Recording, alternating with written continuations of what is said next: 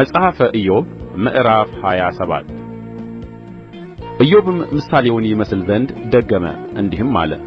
ፍርዴን ያስወገደ ሕያው እግዚአብሔርን፣ ነፍሴንም መራራ ያደረገ ሁሉን የሚችል ሕያው አምላክን፣ እስትንፋሴ በእኔ ውስጥ የእግዚአብሔር መንፈስ በአፍንጫዬ ውስጥ ገና ሳለ ከንፈሬ ኃጢአትን አትናገርም፣ አንደበቴም ሽንገላን አያወጣም። እናንተን ማጽደቅ ከእኔ ዘንድ ይራቅ፣ እስክሞት ድረስ ፍጹምነቴን ከእኔ አላርቅም።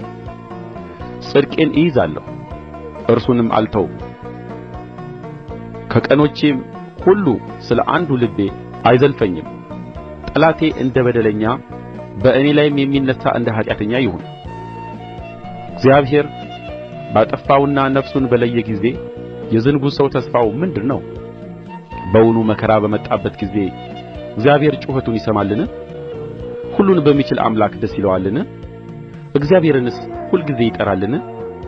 እኔ ስለ እግዚአብሔር እጅ አስተምራችኋለሁ፣ ሁሉን በሚችል አምላክ ዘንድ ያለውን አልሸሽግም።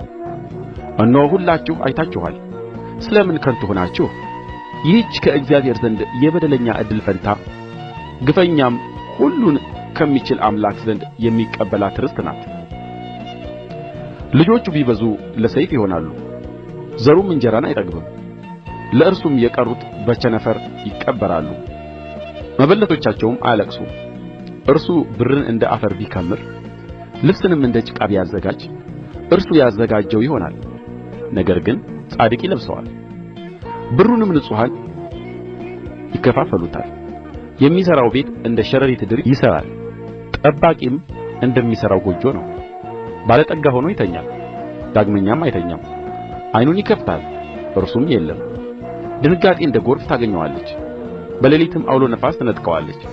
የምሥራቅ ነፋስ ያነሣዋል፣ እርሱም የሚሄድ ከቦታውም ይጠርገዋል። እርሱ ይጥልበታል አይራራለትም፣ ከእጁም ፈጥኖ መሸሽ ይወድዳል። ሰው በእጁ ያጨበጭብበታል፣ ከስፍራውም በፉጨት ያስወጡታል።